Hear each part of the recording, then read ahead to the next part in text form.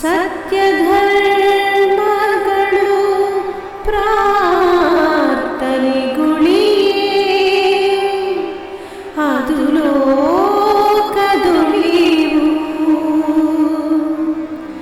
ಸತ್ಯಧರ್ಮಗಳು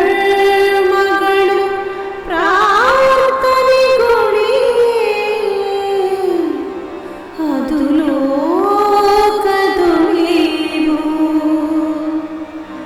ಜಾರತನಕ್ಕೆ ಆದರೆ ಗೆಲುವು ಅದು ಲೋಕದಳಿವು. ಜಾರತನಕ್ಕೆ ಆದರೆ ಗೆಲುವು ಅದು ಲೋಕದಳಿವು.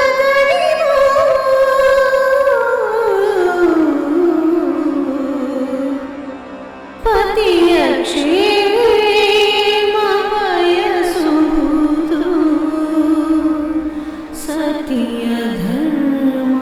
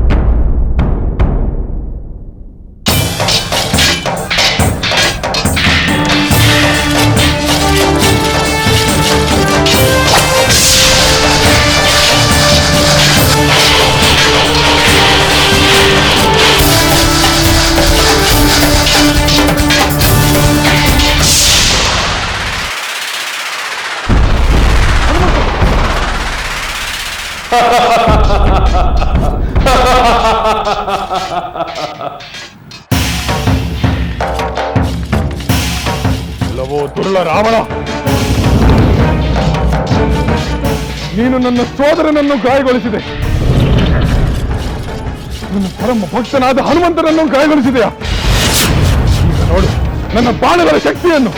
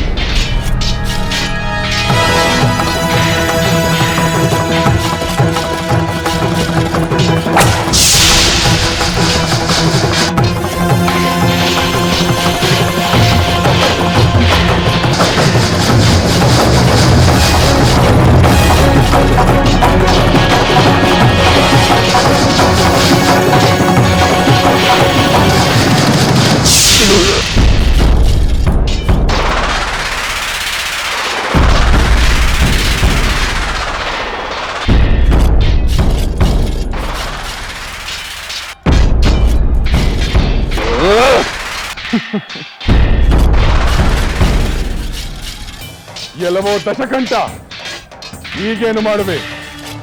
ನಿನ್ನ ರಥ ಚಿತ್ರವಾಯಿತು, ನಿನ್ನ ಬಿಲ್ಲು ನಿನ್ನ ಕೈಗಳಿಂದ ಜಾರಿ ಬಿತ್ತು. ಈಗಲಾದರೂ ಶರಣಾಗುವೆಯೋ ಅಥವಾ ನಿನ್ನ ಮರಣದವರೆಗೂ ಈ ಯುದ್ಧವನ್ನು ಮುಂದುವರಿಸುತ್ತೀಯೋ?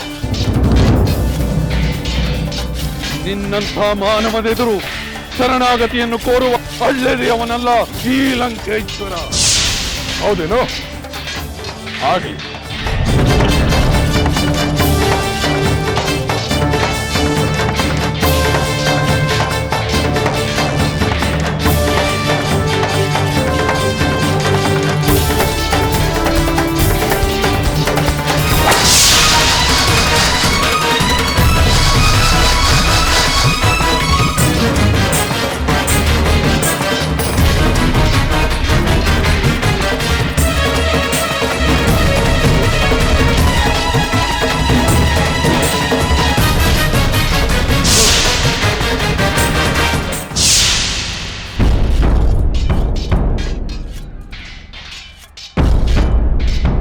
ಇದೇನು, ನಾನು ಇವನ ಎದುರಿನಲ್ಲಿ ತೇಜೋಹೀನನಾಗುತ್ತಿರುವೆನಲ್ಲ?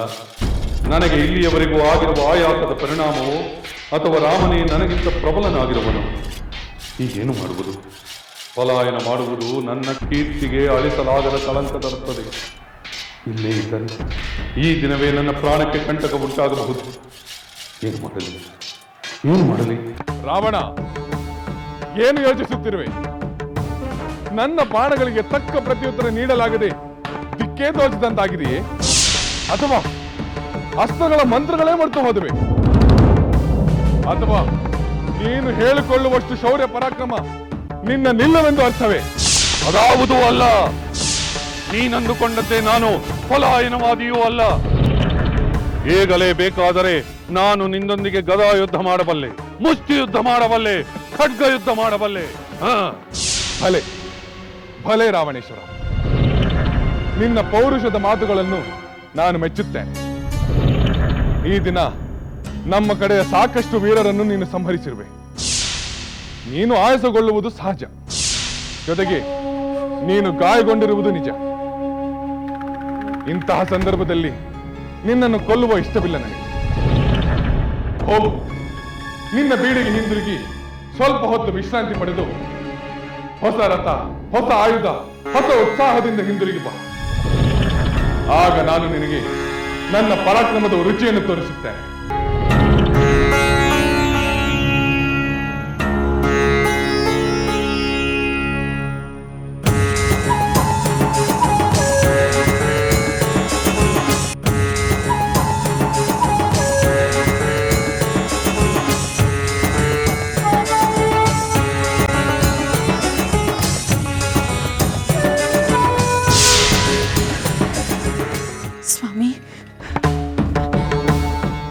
ದಯಾಮಯನಾದ ಆ ಶಂಕರ ಕರುಣೆ ತೋರಿದ. ನೀವು ಯುದ್ಧ ಭೂಮಿಯಿಂದ ಸುರಕ್ಷಿತವಾಗಿ ಬಂದಿರಲ್ಲ, ನನಗೆ ಬಹಳ ಸಂತೋಷವಾಗುತ್ತಿದೆ. ನೀವು ಆ ರಾಮನೊಂದಿಗೆ ಯುದ್ಧ ಮಾಡುತ್ತಿರುವಿರೆಂದು ಕೇಳಿದಾಗಿನಿಂದ ನಾನು ಆತಂಕದಿಂದ ತಳಮಳಿಸುತ್ತಿದ್ದೆ. ನಿಮ್ಮನ್ನು ಕಾಪಾಡಬೇಕೆಂದು ನಿರಂತರವಾಗಿ ಆ ಕೈಲಾಸನಾಥನಲ್ಲಿ ಪ್ರಾರ್ಥಿಸುತ್ತಿದ್ದೆ. ನನ್ನ ಮೊರೆ ಕೇಳಿ ಆ ಶಿವನು ನಿಮ್ಮನ್ನು ನನ್ನ ಬಳಿಗೆ ಕಳುಹಿಸಿದ್ದಾನೆ. ಸಾಕು ಸಾಕು ಮಾಡು ನಿನ್ನ ಅರ್ಥವಿಲ್ಲದ ಮಾತುಗಳನ್ನು. ನಾನು ಆ ರಾಮನನ್ನು ಜಯಿಸಿದ್ದರೆ ಸಂತೋಷ ಪಡುತ್ತಿದ್ದೆ. ಈ ಲಂಕಾ ನಗರಿಯಲ್ಲಿ ವಿಜಯೋತ್ಸವವನ್ನು ಏರ್ಪಡಿಸುತ್ತಿದ್ದೆ. ಆದರೆ ನಾನು ಹೇಗೆ ಹೇಳಿಕೊಳ್ಳಲೇ?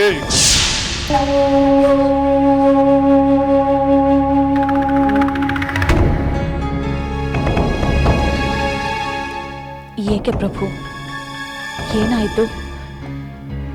ಆ ರಾಮನ ಮೇಲೆ ಇಂದಿನ ಯುದ್ಧವನ್ನು ಜಯಿಸಲಿಲ್ಲವೇ? ಇಲ್ಲ ಇಲ್ಲ ಇಲ್ಲ, ನಾನು ಆ ಮಾನವರಾಮನನ್ನು ಜಯಿಸಲಿಲ್ಲ. ಬದಲಾಗಿ ಅವನೇ ಕರುಣೆಯಿಂದ ಬೆಳಗ್ಗಿನಿಂದ ಯುದ್ಧ ಮಾಡಿ ನಿನಗೆ ದಣಿವಾಗಿದೆ, ಅರಮನೆಗೆ ಹೋಗಿ ವಿಶ್ರಾಂತಿ ತೆಗೆದುಕೊಂಡು ಬಾ ಎಂದು ಹೇಳಿ ನನಗೆ ನನ್ನ ಪ್ರತಿಷ್ಠೆಗೆ ಅಪಮಾನ ಮಾಡಿದ.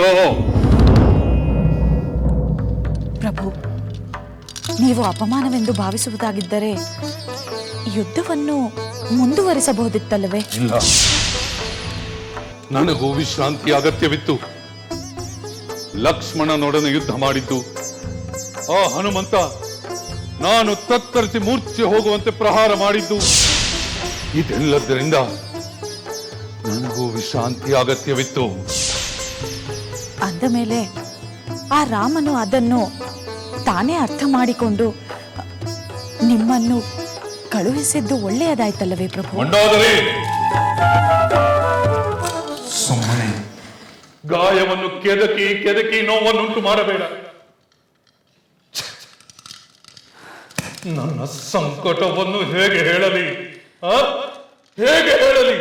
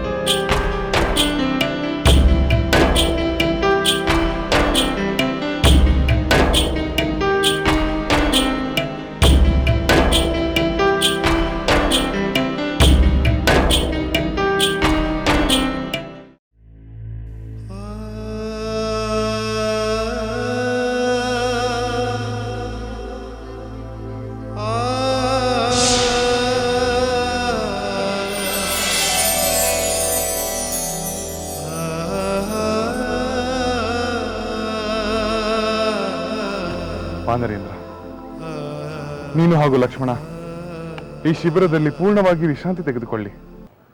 ಯುದ್ಧವನ್ನು ನಾವು ನೋಡಿಕೊಳ್ಳುತ್ತೇವೆ. ಇಲ್ಲ ರಾಮಚಂದ್ರ, ನನಗೇನು ಆಗಿಲ್ಲ. ರಣರಂಗಕ್ಕೆ ಬಂದು ಒಂದು ಸಣ್ಣ ಪೆಟ್ಟಿಗೆ ಧೈರ್ಯಗಿಟ್ಟರೆ ಹೇಗೆ? ನೀನು ಅಪ್ಪಣೆ ಕೊಟ್ಟರೆ ನಾನು ಈಗಲೂ ಯುದ್ಧ ಭೂಮಿಗೆ ಹೋಗಲು ಸಿದ್ಧನಾಗಿದ್ದೇನೆ. ಸುಗ್ರೀವ ಪ್ರಭು, ನಿನ್ನ ಉತ್ಸಾಹವನ್ನು ನಾನು ಮೆಚ್ಚುತ್ತೇನೆ. ಆದರೆ ನಿನ್ನ ಆಜ್ಞಾನವರ್ತಿಗಳಾಗಿ ನಾವಿರುವಾಗ ನೀನು ವಿಶ್ರಾಂತಿ ಪಡೆಯುವುದು ಸರಿಯಾಗಿದೆ. ಸಹೋದರ, ನೀನು ಮಾಡಿದ್ದು ಸರಿ ಇಲ್ಲ. ಆ ರಾವಣನಿಗೆ ರಣರಂಗದಿಂದ ಹೋಗಲು ಬಿಡಬಾರದಾಗಿತ್ತು. ಅವನನ್ನು ಹಿಂದೆ ಸಂಹರಿಸಿ ಬಿಡಬಹುದಾಗಿತ್ತು. ಹೌದು ರಾಮಚಂದ್ರ, ನೀನೇಕೆ ಹೀಗೆ ಮಾಡಿದೆ ಎಂದು ನನಗೂ ಅರ್ಥವಾಗುತ್ತಿಲ್ಲ. ಮಿತ್ರರೇ, ನಾವು ಜಯಿಸಬೇಕು ನಿಜ, ಆದರೆ ಅಧರ್ಮದಿಂದಲ್ಲ, ಧರ್ಮದಿಂದ. ಶತ್ರು ನಿರಾಯುಧನಾಗಿರುವಾಗ, ನಿತ್ರಾಣಗೊಂಡಿರುವಾಗ ಅವನನ್ನು ಸಂಹರಿಸುವುದು ವೀರನ ಲಕ್ಷಣವೇ. ಶತ್ರು ಸಮರ್ಥವಾಗಿರುವಾಗಲೇ ನಾವು ಸಮರ್ಥವಾಗಿ ಎದುರಿಸಿ ಗೆಲ್ಲಬೇಕು. ಅದೇ ಯುದ್ಧ ನೀತಿ. ರಾಮಚಂದ್ರ, ನಿನ್ನ ಧರ್ಮನಿಷ್ಠೆಗೆ ನಮೋ ನಮಃ.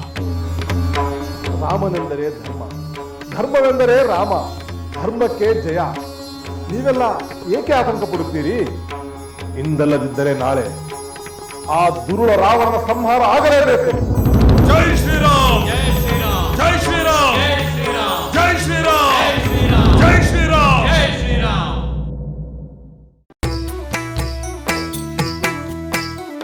ಲಂಕೆಯಲ್ಲಿನ ದುರುಳ ದರ್ಪವು ಸೀತೆ ಸಹನೆಗೆ ಸೋತಿತು. ಅಂಕೆ ಇರದ ಅಸುರ ಕುಲವು ರಾಮ ಬಾಣಕ್ಕೆ ಅಡಗಿತು. ದೂರವಿರಲಿ ಸನಿಹವಿರಲಿ ರಾಮ ಹೃದಯ ನಿವಾಸಿನಿ.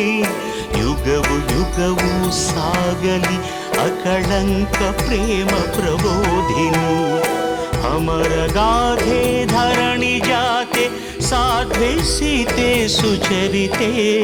ಸಹನ ಶಕ್ತಿ ಪತಿಯ ಭಕ್ತಿ ಲೋಕಮಾನ್ಯ ವಂದಿತೆ.